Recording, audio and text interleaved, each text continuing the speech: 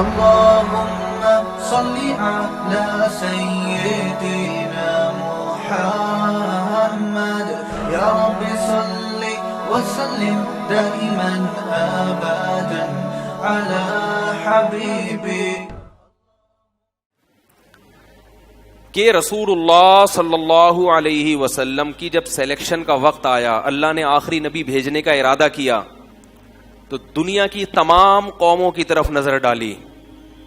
یہ حدیث میں آتا ہے، حدیث کے الفاظ یہ نہیں ہے، مفہوم بیان کر رہا ہوں. دنیا کی تمام قوموں کی طرف، بولو بھائی کس قوم میں آئے گا، کس نسل میں آئے گا؟ بہت سارے لوگ تھے غیر مسلموں میں جن کی نسلیں چلتی آ رہی تھیں.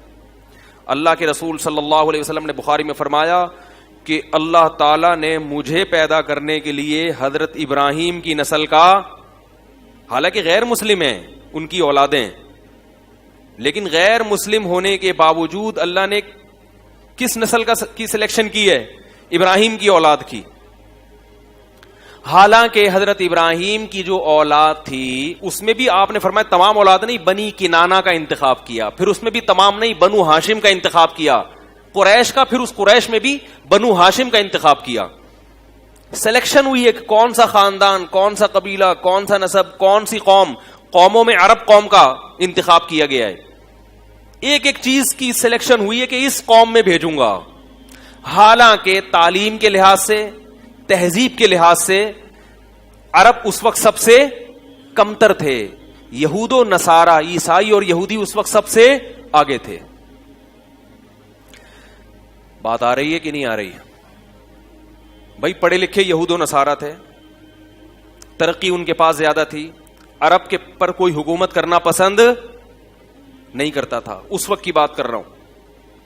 لیکن اللہ نے اس ایجوکیٹڈ قوم کو چھوڑ کر، اور نبی بھی ان میں زیادہ آ چکے تھے، وہ لوگ زیادہ پیغمبروں پر ایمان رکھتے تھے. عرب صرف ابراہیم علیہ السلام اور اسماعیل کے بعد کوئی پیغمبر ان میں نہیں آیا.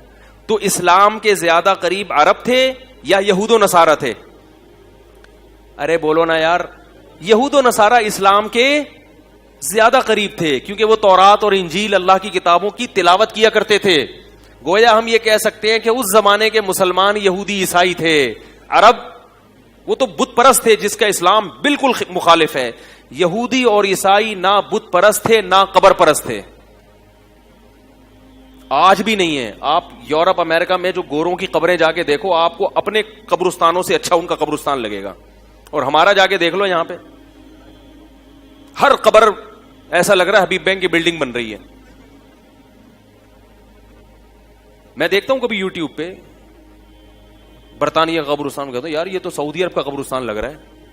سعودی عرب یا عرب کنٹریز میں تو الحمدللہ قبر پرستی نہیں ہے، لیکن پاکستان میں، انڈیا، بنگلہ دیش، بندے کی زندے میں اتنی اہمیت نہیں ہوتی، مرنے کے بعد کہتے ہیں نا ہاتھی مرا ہوا 1.25 لاکھ کا ہوتا ہے، انسان بھی مرا ہوا زیادہ ویلی. وہ میں نے اتوار کے بیان میں کہا تھا کہ ایک صاحب ہے، ان کا آدھا دھڑ فالج زدہ ہے، تو انہوں نے مجھے کال کی کہ میں کسی مزار پہ جا رہا تھا، مجھے کسی نے بتایا وہاں جاؤ تو ٹھیک ہو جاؤ گے، تو آپ کا بیان سن کے ارادہ ترک کر دیا. تو مجھے خیال آیا کہ جو مزار کے اندر ہے اس کے دونوں دھڑ کام نہیں کر رہے. کیا خیال ہے؟ جس کا آدھا کام کر رہا ہے وہ اس سے ٹھیک کروانے جا رہا ہے جس کے دونوں دھڑ. بالکل سینس لیس باتیں ہیں یا نہیں ہیں؟ ارے بھائی اگر وہ تمہیں آدھا دھڑ ٹھیک کر سکتا تو سب سے پہلے اپنے دونوں دھڑ، کہتے چلو اپنا 1/4 تو ٹھیک کرو، کم از کم ایک چماٹ مارنے کے قابل تو بنو نا، ایک تھپڑ مارنے کے قابل کچھ تو کرو. وہ ایک آدمی گیا نا کسی ڈاکٹر کے پاس کہ جی مجھے 1 کے 2 نظر آتے ہیں. ڈاکٹر نے کہا آپ چاروں کو یہی بیماری ہے؟ ڈاکٹر نے کہا آپ چاروں کو یہی بیماری ہے. اس کو 1 کے کتنے نظر آ رہے تھے؟ 4 نظر آ رہے. تو خیر کیا بات چل رہی تھی؟ ادھر ادھر کلابازی ہم بہت کھاتے ہیں بیان میں. ہاں یہود و نصارہ کی بات میں کر رہا تھا کہ اس زمانے میں جس قوم میں محمد صلی اللہ علیہ وسلم آئے ہیں وہ قوم اسلام سے بہت دور تھی. یہود و نصارہ اسلام کے قریب تھے. عیسیٰ ابن مریم پر عیسائی ایمان رکھتے تھے، اور عیسیٰ ابن مریم سے پہلے جتنے پیغمبر آئے ان پہ یہودی ایمان رکھتے تھے، نماز پڑھا کرتے تھے، بت پرستی کو برا سمجھتے تھے، قبر پرستی کو برا. اور عربوں نے 360 بت بیت اللہ کے اندر رکھے ہوئے تھے لا کے. پھر بھی اللہ نے سلیکشن کی ہے, پوری دنیا پہ نظر ڈالی, کس قوم میں؟ عرب میں کس کی نسل میں؟ حضرت ابراہیم کی. ابراہیم کے تو بہت سارے بچے ہیں, کس میں؟ اسماعیل کی اولاد میں. اسماعیل کے بھی بہت سارے بچے ہیں کنانہ کی اولاد میں. کنانہ کے بھی بہت سارے بچے ہیں, اس میں سے کون سا قبیلہ بھائی؟ قریش میں. قریش میں بھی تو ہیں بنو ہاشم میں. نہیں آئی بات؟ بنو ہاشم میں عبد المطلب کے ہاں عبداللہ اور عبداللہ کے بیٹے محمد صلی اللہ علیہ وسلم. ایک ایک چیز کی سلیکشن ہوئی ہے. حدیث میں آتا ہے میں اپنے زمانے میں سب سے بہتر قوم, سب سے بہتر نسب اور سب سے بہتر قبیلے میں اللہ نے مجھے پیدا کیا ہے. بہتر کیسا؟ وہ تو بت پرست تھا. ارے یار کیا ہو گیا, اتنے غور سے کیوں دیکھ رہے ہیں مجھے؟ میں غلط باتیں کر رہا ہوں؟ میں چاہتا ہوں کہ اشکال کو میں کسی طرح سے کلیئر کروں, کیونکہ اشکال جب اچھی طرح سے دماغ میں بیٹھے گا تو پھر جواب اچھا لگے گا. کیا خیال ہے؟ اشکال ہوتا ہے نا, اتنی بہتر کہاں سے ہو گئے بھائی؟ 360 بتوں کے سامنے جھکنے والا بہتر ہو سکتا ہے؟ اللہ کہہ رہے ہیں یہ تو جہنمی ہیں, جو مشرکین تو نجس ہیں. ایسے ایسے القابات اللہ ان کو دے رہے ہیں, لیکن اللہ پھر بھی پیدا کس میں کر رہے ہیں؟ عرب میں, بت پرستوں میں. کیوں؟ اس زمانے میں کیریکٹر کے لحاظ سے, کردار کے لحاظ سے عرب سے بہتر کوئی قوم نہیں تھی. یہود و نصارہ عبادت گزار تھے اس وقت کے, ڈنڈیاں بھی مارتے تھے, جھوٹ بولتے تھے, وعدہ خلافی معاہدہ کر کے مکر جاتے تھے. یہ ڈرامے بازیاں کس میں چل رہی تھیں؟ بولو بھائی, یہود و نصارہ میں. اللہ نے کہا اس قوم کے ہاتھ میں قیادت نہیں آئے گی.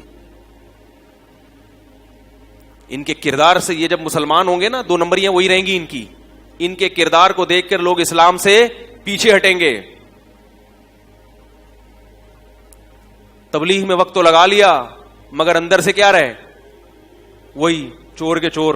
سب نہیں بھائی, بہت بڑے بڑے چور ہم نے دیکھے ہیں تبلیغ میں وقت لگا کے تھوڑی سی کم ہو جاتی ہے چوری, مگر 2 نمبر. ایک صاحب کا بھی فون آیا, کہہ رہے ہیں یار وہ نے مجھے ٹھگ لیا. میں نے اس سے کہا یار تمہاری داڑھی بھی ہے. اس نے کہا داڑھی اپنی جگہ بھائی, کاروبار اپنی جگہ ہے بھائی. مسلمان اس وقت جو دنیا میں مار کھا رہا ہے وہ کس کی وجہ سے؟ کردار کی وجہ سے. پیسے لو, خدا کی قسم نکلوانا مشکل. پولیس بھیجو تو آدھے پیسے پولیس کھا جائے گی. پولیس کے ذریعے نکلوائے, اس سے پولیس کے سے نکلواؤ, ایک نئی ٹینشن, کیونکہ پولیس بھی آپ ہی کی مسلمان ہے. تو عرب میں کیا خاص بات تھی؟ کردار. کافر ہے تو کافر ہے, مسلمان ہے تو مسلمان, 2 نمبر ہی نہیں. منافق آپ کو عربوں میں نہیں ملیں گے. منافق اس وقت جو تھے عبداللہ بن ابی, یہ سب یہودی تھے جو اپنے آپ کو مسلم شو کرتے تھے جب مسلمانوں میں ہوتے, اور جب مشرکین کے پاس جاتے تو اپنے آپ کو غیر مسلم. ادھر بھی عرب کی زبان ایک تھی, انہوں نے کہا کافر ہے تو کیا ہے؟ کافر ہے. نہیں مانتے تو نہیں مانتے. لالچ میں اسلام قبول نہیں کریں گے. اسلام کی طرف آئے تو یہ بہادری اسلام کے لیے. عربوں میں بڑی کوالٹیز تھیں. عربوں میں ایک خاص بات تھی, صلہ رحمی. آج کوئی مجھے کہہ رہا تھا کہ وہ فلاں قوم میں یہ برائی, فلاں قوم میں یہ برائی. میں نے کہا قوموں کے پیچھے نہ پڑو, اپنی قوم کی برائیاں کسی کو نظر نہیں آتی. ہمیشہ دوسرے قوموں کی برائی نظر آئے گی اور اپنی قوم کی اچھائی. کہہ رہے ہماری قوم میں کیا برائی ہے؟ میں نے کہا تمہاری یہ برائی ہے کہ تم جب پٹو گے نا تمہارا بھائی تمہارا ساتھ نہیں دے گا. تم پڑھے لکھے بہت ہو, تم جب پٹو گے تمہارے بھائی تماشا دیکھیں گے اور وہاں سے بھاگ جائیں گے, بولیں گے کیس کر دو اس کے خلاف بھائی. اور میں نے کہا جس قوم کی تم برائیاں کر رہے ہو نا اس میں درجنوں برائیاں ہیں, مگر اس میں کسی کے شخص کو ہاتھ لگا کے دیکھو پورا قبیلہ اٹھ کے آ جائے گا. تو ہر قوم میں برائیاں بھی ہیں, ہر قوم میں اچھائیاں بھی ہیں. عرب میں ایک بہت بڑی کوالٹی کیا تھی؟ رشتہ داری کو جوڑنا. لڑتے تھے مگر بڑے مضبوط خاندانی نظام تھا, فیملی سسٹم بہت مضبوط تھا. ایک بڑی کوالٹی تھی بہادری. عرب کی جو شاعری ملتی ہے اس میں عورتیں مردوں کو بہادری پہ ابھارا کرتی تھی. بزدل قوم دنیا پہ حکومت, بولو بھائی, نہیں کر سکتی. کل ایئر فورس کے کوئی صاحب تھے میرے پاس, میرے کو جو کوئی کسی بھی فیلڈ کا کوئی بندہ ملتا ہے نا تو میں اس کا پورا خون چوس لیتا ہوں اس فیلڈ سے متعلق معلومات لینے کے لیے. یہ جو میں ممبر پہ میرا ایک بیان آیا ابھی, آپریشن سے جو بچے پیدا ہو رہے ہیں یہ نیچرل نہیں ہے, یہ ڈاکٹروں کی کوتاہی ہے. اس پہ بعض لوگوں نے نیگیٹو کمنٹس کیے ہیں کہ بھائی ان کو کیا پتا, یہ کوئی میڈیکل. بھائی ہمیں نہیں پتا, ہم بھی اسی دنیا میں رہتے ہیں. لوگ کہتے ہیں, ایک صاحب نے وہ اس پہ کمنٹ جاری کی ہے کہ وہ ویڈیو وائرل ہوئی, بہت زیادہ چلی ہے, وہ ایک ہفتے میں 7-8 لاکھ تک اس کے ویورز پہنچ گئے. اب اس پہ کچھ ڈاکٹروں کے بھی نیگیٹو کمنٹس آئے کہ ایکچولی ہوتا یوں ہے کہ بچہ یوں ٹیڑھا ہو جاتا ہے تو پھر اس کو آپریشن کر کے نکالنا پڑتا ہے, اگر نہیں نکالا تو مر جائے گا. ان مولویوں کو کیا پتا ہے بھائی. یعنی مطلب ان کا یہ تھا ممبر پہ بیٹھ کے یہ پھینک رہے ہیں. میں مانتا ہوں کہ ہزاروں میں کوئی ایک کیس ایسا ہو سکتا ہے کہ آپریٹ کرنے کی ضرورت پڑے, ہزاروں میں, مگر یہ ہزاروں میں ایک کا نہیں ہو رہا. ہر دوسری تیسری عورت کا بچہ آپریشن سے ہو رہا ہے. یہ بیماری کی وجہ سے نہیں ہے, یہ کس کی وجہ سے ہے؟ ڈاکٹروں کی خیانت ہے یہ. اور یہ بات بھی ڈاکٹر ہی کہتے ہیں کہ ڈاکٹر کیا کر رہے ہیں, خیانت کر رہے ہیں. بات ٹاپک چینج ہو رہا ہے لیکن جلدی سے میں سمیٹ کے پھر اصل موضوع کی طرف آتا ہوں. آپ نے یہ جو یہاں بیٹھے نا, تو پھر یہ اس کا ٹیکس یہ ہے کہ یہ گچی پکڑ کے رکھنی ہے آپ نے کہ بیان یہ ٹاپک کہاں سے چینج ہوا, تاکہ وہیں سے میں آگے شروع کروں. میرے پاس گائنی کی ڈاکٹرز کی کالز آتی ہیں. کالز یہ بتانے کے لیے نہیں آتی کہ یہ ہو رہا ہے, وہ یہ پوچھنے کے لیے کہ ہماری جاب حلال بھی ہے یا نہیں ہے. میں کہتا ہوں بھائی کیوں حلال نہیں ہے, کیوں, آپ کو کیا کہہ رہے. مسئلہ یہ ہے کہ جو ہاسپٹل ہے اس نے ہمیں ہدف دیا ہوتا ہے کہ اتنے پیسے آپ نے سال میں کما کے دینے ہیں, لہذا ہمیں پتا ہوتا ہے کہ ماں کو آپریشن کی ضرورت نہیں ہے, مگر ہم لکھ کے دے رہے ہوتے ہیں. یہ ڈاکٹروں کی گواہی. میں ڈاکٹروں کا نام نہیں لوں گا بھائی, نام تھوڑی لے سکتے ہیں ممبر پہ بیٹھ کے فلانی ڈاکٹر کا فون آیا, فلانی گائنی کی ڈاکٹر کا, یہ دیکھو اسے جا کے تصدیق کرا لو. تو کہے گی بھائی آپ ہمارا راز کیوں فاش کر رہے ہو. خود ڈاکٹرز کی کالز آتی ہیں کہ ہسپتال والے کیا کرتے ہیں, مجبور کرتے ہیں. اور آپریشن اتنا خطرناک ہے عورت کے لیے, نارمل ڈیلیوری سے کسی عورت کے 12 بچے پیدا ہو جائیں, ابھی ڈائری میں لکھ لیں, پوری ذمہ داری کے ساتھ کہہ رہا ہوں, 12ویں بچے کے بعد بھی ایسی ہی ہوگی جیسے پہلے بچے کے بعد. فٹنس میں کوئی خرابی نہیں آتی, بشرطے کہ اس کو خوراک بھی کھلائی جائے. صرف بچے ہی نہیں کہ پیدا کر رہے ہیں اور اس کو خوراک دے نہیں رہے. خوراک میں کیا ہے, دوائیں نہیں, کھجور, دودھ, سیب. بات آ رہی ہے سمجھ میں. کھجور کا اللہ نے خود قرآن میں ذکر کیا حاملہ عورت کے لیے. تو پریگنینسی میں خاتون کو کیا کھلانی ہے زیادہ, کھجوریں کھلاؤ, دودھ پلاؤ اور سیب کھلاؤ صبح نہار منہ. تو خوراک ٹائٹ ہونی چاہیے. سمجھ میں آ رہی ہے بات. باقی یہ نیچرل ہے. اگر اس کی وجہ سے عورت کی صحت خراب ہوتی نا تو یہ نیچرل پروسیس تھوڑی ہوتا. عورت کے لیے ضروری ہے اس پروسیس سے گزرنا, ورنہ بوڑھی ہو جائے گی, ورنہ خراب ہو جائے گی وہ. تو 12 بچے بھی اگر پیدا ہو جائے, خوراک کا اگر پراپر خیال کیا جائے, آرام کا خیال کیا جائے, جاب بھی کر رہی ہیں اور صبح سے لے کے رات تک ماری ماری پھر بھی رہی ہیں گھروں میں بالکل, تو وہ ایک الگ چیز ہے. پھر اس کے وہ تو ایک ظاہر ہے آپ ظلم کر رہے ہو نا. اس کے آرام کا خیال کیا جائے, اس کی خوراک کا خیال کیا جائے, تو 12ویں بچے کے بعد بھی وہ ایسی ہوگی جیسے پہلے بچے. فٹنس میں کوئی کمی نہیں, بلکہ اور زیادہ اچھی ہو جائے گی. جن عورتوں کے اولادیں نہیں ہوتی اور جن کے ہوتی ہیں, ان دونوں کی فٹنس میں زمین آسمان کا فرق. جن کے اولاد نہیں ہوتی بوڑھی ہو جاتی ہیں جلدی, اور آپریشن سے پیدا ہو جائے ایک. اب اس پہ میں کیا گوگل کی رپورٹ پیش کروں, میں کہوں اپنے خاندان کی عورتوں کو جا کے دیکھ لو جن کے آپریشن سے ہوا ہے. معذرت کے ساتھ, بھینس میں اور عورت میں کوئی فرق نہیں رہتا. معذرت, کچھ زیادہ کہہ دیا میں نے, لیکن ایسی چربی چڑھتی ہے جسم کے اوپر.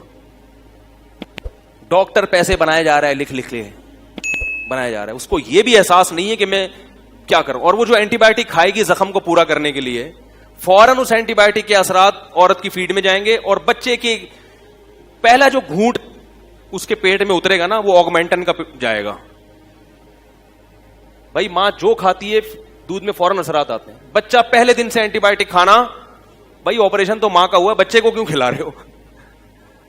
اس لیے میرے بھائی اپنے آپ کو اس عذاب سے بچاؤ, اور ڈاکٹروں کو اللہ کا واسطہ کہ ڈاکٹر ایسا کرتی کیوں ہیں جو لیڈی ڈاکٹر ہیں, کیونکہ نیچرل پروسیس جو ہے نا 2 دن بھی لگ سکتے ہیں, 3 دن بھی لگ سکتے ہیں, 1 ہفتہ بھی لگ سکتا ہے.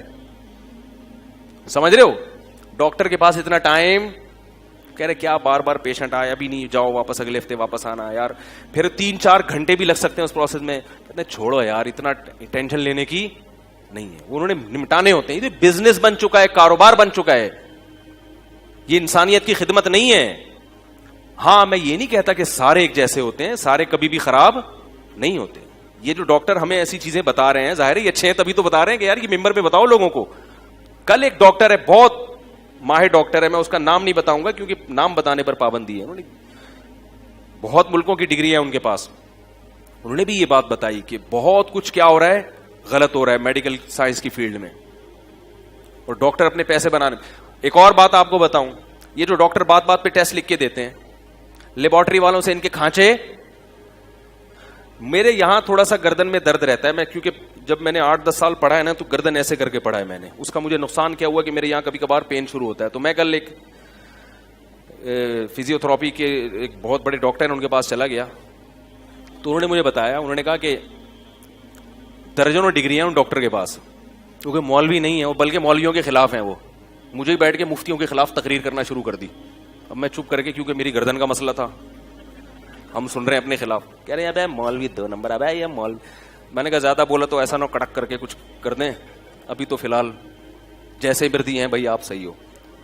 ان کو میں نے کہہ دیا جمعے کے بیان میں آئے کسی دن, ٹھیک ہے. تو انہوں نے بتایا کہ جو MIR کرواتے ہیں نا, MIR یہ مشینیں 50 لاکھ کی مشین ہے. MIR ہوتا ہے MRI 50 لاکھ کی مشین ہے. اب یہ پرائیویٹ ہسپتالوں نے MRI کی مشینیں منگوا لی. اب جن کے سروائیکل پین ہوتا ہے, اب ان مشین والوں کو پتا ہے کہ 50 لاکھ کی مشین ہے, تو جب تک اس پہ لوگ ٹیسٹ نہیں کروائیں گے یہ ہمارا خرچہ پورا نہیں ہوگا. تو ڈاکٹروں سے انہوں نے کھانچے کھولے ہوئے, ذرا سا آپ کے کمر میں پین ہے MRI کروا لو, ڈاکٹر لکھ کے دے گا, اور پھر اس سے کھانچا بھی کھولا ہوا ہے کہ اتنے پیسے میرے اتنے تمہارے. اور مجھے اس کی تصدیق ایسے بھی ہوتی ہے کہ میرے پاس پرسوں سعودیہ سے کال آئی, یا سعودیہ سے یا پاکستان سے, انہوں نے کہا کہ میری کیا ارننگ جائز ہے. میں نے کہا کیوں. کہہ رہے میں ایک مشین پہ بیٹھتا ہوں, ایکس رے مشین ہے, اور میں لوگوں کے ایکس رے کرتا ہوں, تو ڈاکٹروں کی طرف سے پرچیاں آتی ہیں کہ اتنا ہمارا ہے, اس میں اتنا کس کا ہے, ہمارا ہے. تو کیا میرے لیے ڈاکٹر کو یہ پیسے دینا جائز ہے؟ میں نے کہا آپ کے لیے جائز ہو یا نہ ہو, ڈاکٹر کے لیے لینا بہرحال حرام ہے. مریض اس کے پاس اس لیے نہیں آیا کہ آپ وہاں سے اپنے الگ سے کھانچے کھول کے رکھیں. تو یہ آپ کی میڈیکل سائنس کی فیلڈ میں ہو رہا ہے, جو کہ ہو رہا ہے. اس لیے اللہ کا واسطہ حتی الامکان اپنے آپ کو ڈاکٹروں سے بولو بھائی بچاؤ. تمام دوائیں بچوں کی پہنچ سے, تمام ڈاکٹر بچوں کی پہنچ سے دور رکھو. اور اگر ڈاکٹر کے پاس جانا ہے تو پہلے جیسے کسی مولوی کے پاس جانے سے پہلے اس کے درجنوں بیانات سنتے ہو, بہت اچھی طرح تحقیق کرتے ہو کہ 2 نمبر عالم تو نہیں ہے, اسی طرح تحقیق کرو کہ یہ 2 نمبر ڈاکٹر تو نہیں ہے. اور یہ بھی آپ کو بتا دوں, جو 2 نمبر ہوتا ہے اکثر اس کے پاس رش زیادہ ہوتا ہے. اکثر 100% ایسا نہیں ہے, اچھے لوگوں کے پاس بھی ہوتا ہے, لیکن اکثر 2 نمبروں کے پاس رش زیادہ ہوتا ہے. اچھے لوگ پبلک کو سمجھ, مثال کے طور پر آپ کو سروائیکل پین ہو رہا ہے, آپ گئے ڈاکٹر کے پاس, ڈاکٹر صاحب میں ایکس رے کروا لوں, نہیں کوئی ضرورت نہیں ہے, یوں کرو ٹھیک ہو جائے گا. یہ کوئی ڈاکٹر ہے؟ آپ کیا کہو گے, یہ کوئی ڈاکٹر ہے. ڈاکٹر صاحب کو اس کو کوئی دوا کی ضرورت نہیں ہے بھائی, استری گرم کر کے, استری تو نہیں, یعنی تھوڑا سا سکائی کر لیا کرو. اب کہیں ڈاکٹر نہ کوئی پرچہ لکھ کے دیا, نہ کوئی بڑی بھرکم فیس 20 روپے لی اور مشورے کے وہ بھی, اور میں ویسے ہی جیسا گیا تھا ویسے ہی آ رہا ہوں, نہ کوئی پرچی نہیں میرے پاس. ایسے تو میں ویسے بھی کر لوں. بھائی پرابلم ہی یہ ہے کہ آپ کمپیوٹر پہ یوں کر کے بیٹھے رہتے ہیں. تو ڈاکٹر نے بالکل صحیح مشورہ دیا, یار تھوڑا سا ہلو جلو, ایکسرسائز کرو. تو ایسے ڈاکٹر کے پاس رش تھی. تو میں ایک چائلڈ اسپیشلسٹ کے پاس لے گیا اس کو. چائلڈ اسپیشلسٹ نے ایک کچھ تو دوائیں لکھ کے دی اور کچھ ٹیسٹ لکھ کے دے دیے. ہمارے ایک بڑے اچھے خاندانی ڈاکٹر ہیں, میں ان کے پاس گیا, وہ چائلڈ اسپیشلسٹ نہیں ہے. میں ان کے پاس گیا, میں نے کہا یہ ڈاکٹر صاحب نے یہ لکھ کے دیا, یہ ٹیسٹ. انہوں نے کہا اس ٹیسٹ کی کوئی ضرورت نہیں ہے. میں نے کہا کیوں؟ انہوں نے کہا کہ اس ٹیسٹ کی وجہ سے اگر یہ بیماری نکل آئی نا کہ یہ بچے میں بیماری ہے, تو بھی یہی دوائیں ہیں جو ڈاکٹر نے لکھ کے دی ہیں, اور اگر یہ ٹریس یہ پتہ چلتا ہے بیماری نہیں ہے, پھر بھی دوا یہی کھلانی پڑے گی. میں نے کہا لو بھائی, خام کھا کے ٹیسٹ. اور وہ ڈاکٹر بھی ماشاءاللہ باشرہ تھے, داڑھی بھی تھی ان کی. کیا کریں آدمی, کہاں جائے یار, نہ داڑھی والے پر اعتماد کر سکتا ہے نہ ٹوپی والے پر. جو ٹوپی پہنی ہے وہی آپ کو پہنا دیتا ہے وہ وہ ٹوپی پہنی بھی اس لیے کہ بوقت ضرورت وہ ٹوپی کسی کو پہنا سکے. خیر اس لیے یہ اتنا زیادہ وہ نہ کریں, میں بات کر رہا ہوں تو کچھ اس کے پیچھے لاجک ہے. اب سوال پیدا ہوتا ہے, لوگ کہتے ہیں ڈاکٹر آپریشن تو کرتے ہی ہم کیا کریں. ظاہر ہے ڈاکٹر آپ کے جذبات سے, سب نہیں, بار بار بتا رہا ہوں, اچھے لوگ بھی ہیں, وہ ہسپتال والے جب کرتے ہیں تو کیا کریں. تو ایک میری تجویز ہے, کوئی اسلام نہیں ہے کہ آپ اس کو پتھر پہ لکیر سمجھ کے بالکل آپ اس کو پکڑ لیں مضبوطی سے. تو ایک تجویز ہے جس میں آپ 100 دفعہ مجھ سے اختلاف بھی کر سکتے ہیں, قرآن و سنت نہیں بیان کر رہا, میرا ایک تجربہ ہے جو صحیح بھی ہو سکتا ہے غلط بھی ہو سکتا ہے, اپنی ذمہ داری پر اگر یہ تجربہ کرنا چاہیں تو کر سکتے ہیں. وہ یہ کہ کسی ہاسپٹل میں رجسٹریشن کروا دیں, صحیح ہے, تاکہ عین وقت پر اگر کوئی خدا نہ خواستہ کوئی مسئلہ ہو گیا, جیسے کہ اس کا امکان بہرحال ہوتا ہے, ہزاروں میں کوئی ایک چانس اس کا بھی ہوتا ہے کیس بگڑ جائے, تو اگر عین وقت پہ کیس بگڑا تو ڈاکٹر پھر ہسپتال والے لیتے نہیں ہیں. اور کسی دیسی جو دائیاں ہوتی ہیں نا ان سے رابطہ رکھیں. نہیں یاری بات, جو دائیاں ہوتی ہیں ہر محلے میں, کہیں غریب آبادیوں میں ہوتی ہیں دائیاں, مشہور ہوں گی, اس دائی سے کانٹیکٹ کریں کہ بھائی ہم تمہیں پیسے دے دیں گے, ہم چاہتے ہیں نارمل ڈیلیوری ہو. وہ دائیاں بڑی ماہر ہوتی ہیں گاؤں دیہاتوں کی, اور یہاں کراچی میں بھی بہت ہیں. وہ دائیاں آپ کو بغیر ایکس رے کے چیک کر کے بتا دیں گی کہ مسئلہ کیا ہے, نارمل ہے اب نارمل ہے, صحیح ہے نا. تو بہت آرام سے حساب کتاب ہو جاتا ہے, کچھ بھی نہیں ہوتا. یہ کوئی یہ نیچرل ہے, یہ کوئی بیماری نہیں ہے جس میں ہم ڈاکٹروں کو دکھائیں. یہ تو اگر کسی کو پریگنینسی نہیں ہو رہی تو یہ بیماری ہے, اس میں ڈاکٹر کے پاس جائیں. حمل ٹھہر جانا, بچے کا ہونا, یہ نیچرل ہے. بعض لوگ ہاں رجسٹریشن ضرور کروائیں, تاکہ اگر خدا نہ خواستہ ہزاروں لاکھوں میں کوئی ایک کیس بگڑنے کا بھی چانس ہوتا ہے تو پھر آپ کے پاس ایک ڈاکٹر کا آپشن, اور وہ ٹیسٹ وغیرہ سارے کروا لیں آپ جو ڈاکٹر نے بتائے ہوئے ہیں, نفس کی تسلی کے لیے, دل کی تسلی کے لیے, تاکہ آپ کو یہ احساس رہے کہ میں نے اپنی طرف سے کوئی کوتاہی نہیں کی ہے. ٹھیک ہے, لیکن کیس ڈیل کون کرے گا؟ دائی. ہم لوگ 7-8 بہن بھائی ہیں, سب زندہ بچے ہوئے الحمدللہ. ایک کا بچپن میں انتقال ہوا تھا, تو ہم سب گھر میں پیدا ہوئے ہیں, گھر میں پیدا ہوئے ہیں ہم سب. اور آپ کو بتاؤں کہ میں نے تو بہت سارے ایسے مشاہدات ہیں, اگر میں بتانا شروع کر دوں. میں گلگت کے, یہ جو لوگ کہتے ہیں نا پہلے موتیں بہت ہوتی تھی, اب ڈاکٹروں کی وجہ سے مرنا بند ہو گئے بچے, یقیناً ایسا ہے کہ پہلے ڈیلیوری کے دوران موتیں بہت ہوتی تھیں, لیکن اتنی بھی نہیں جتنی بیان کی جاتی ہیں, اور اب یقیناً اس میں کمی آئی ہے. سمجھ رہے بات کو؟ لیکن اتنی نہیں ہوتی تھی جتنی ہوا بنا کے پیش کی گئی ہیں. تو اس جو چانس ہے نا, وہ چانس کے لیے میں نے آپ کو ایک سیف سائٹ بتا دی کہ رجسٹریشن بہرحال آپ ضرور کروائیں, وہ ٹیسٹ پہ ضرور کروا لیں جو ڈاکٹر نے بتائے ہوئے آپ. لیکن کیس کو ڈیل کون کرے گا؟ وہ دائی. دائی اگر کہہ دے کہ بھائی یہ مسئلہ کیا ہے, تو پھر آپ کے پاس آپ یعنی جیسے اسٹینڈ بائی جنریٹر ہوتا ہے نا, ایسے اسٹینڈ بائی ایک ڈاکٹر ہونا چاہیے. لیکن انشاءاللہ اس کی نوبت آئے گی نہیں, کیونکہ یہ ہزاروں میں کوئی ایک کیس ہوتا ہے جو خراب ہوتا ہے, ہزاروں میں. میں گاؤں دیہاتوں میں بھی میں نے سروے کیا ہے, گاؤں ہے کئی ہزار کی آبادی پر مشتمل, وہ لوگ ڈاکٹر کو جانتے ہی نہیں ڈاکٹر ہوتا کیا ہے. میں نے ان سے پوچھا یہاں آپ کے ڈیلیوری کیسز کتنے ہیں؟ انہوں نے کہا بھائی وہاں تو بہت زیادہ ہے نا, وہ تو نسل روکنا جانتے ہی نہیں ہے. انہوں نے کہا ہماری زندگی میں ابھی تک کوئی ایک موت بھی واقع ایسا نہیں ہوا کہ ولادت کے دوران کوئی ماں مر گئی ہو یا بچہ مر گیا ہو, ایک بھی نہیں ہوا. پھر بھی میں کہتا ہوں پہلے ہوتے تھے, اب کم ہو گئے ہیں, لیکن اتنا نہیں جتنا ہوا بنا کے پیش کیا گیا ہے. تو اپنے بچوں کی بھی صحت کی پرواہ کرو, اپنی بیوی کی بھی صحت کی پرواہ کرو. آپ اس کو قصابوں کے پاس وہ بیٹھے ہوئے چھورے کانٹے لے کے, وہ بیٹھے ہوئے. وہ ایک ڈاکٹر نے جو ہے نا کسی کو آپریشن کیا تو وہ کینچی اندر رہ گئی. پھر بلایا بھی آپریشن ہو گیا, ایکس رے میں کوئی عجیب سی چیز آ رہی ہے. دوبارہ کیا تو کینچی نکالی تو کوئی چاقو اندر رہ گیا. مذاق ہے یہ, حقیقت نہیں ہے. تو وہ اس نے کہا یار ڈاکٹر صاحب ایک زپ کیوں نہیں لگا دیتے آپ, زپ کیوں نہیں لگا. تو آج کل جن خواتین کو پریگنینسی ہو رہی ہے ان کے پہلے سے زب لگوا دیں. کیا لگوا دیں؟ زب لگوا دیں, کیونکہ ہر دفعہ کی ٹینشن ہے یہ. اگر میری باتوں پہ عمل نہیں کرتے تو پھر کیا لگوا دیں؟ زب لگوا دیں. اور اگر زب سے بچنا چاہتے ہیں, جو باتیں میں آپ کو کہہ رہا ہوں اس پر عمل کریں, سستے میں اچھا کام ہو جائے گا. خیر بات کہاں سے کہاں چلی گئی, اصل موضوع کی طرف آ رہا ہوں. ہاں تو میں یہ عرض کر رہا تھا کہ کردار کے اچھے کون ہوتے ہیں؟ عرب تھے. تو عرب میں کوالٹیز تھی, بہادری تھی, بہادری, لڑتے تھے. جب کسی کا ساتھ دیتے تھے نا, پھر یہ نہیں دیکھتے تھے کہ مروں گا یا بچوں گا, بھرپور طریقے سے ساتھ دیتے تھے. عرب میں یہ ہوتا تھا کہ جو اتنی لمبی لمبی جنگیں چلتی تھیں اس کی ایک وجہ یہ بھی ہوتی تھی کسی خاندان کے فرد کو قتل کر دیا. جب قتل کر دیا تو وہ کہتا تھا اب میں چین سے نہیں بیٹھوں گا, ظالم سے انتقام لوں گا. ہمارے ہاں کیا ہوتا ہے, چھوڑو یار جانے دو یار. اور یہ اس کی وجہ یہ نہیں کہ معاشرے میں امن چاہتے ہیں, اس کی وجہ بزدلی, دمی نہیں ہے. ٹھیک ہے, لہذا اس میں قتل کرنا آسان کام نہیں تھا.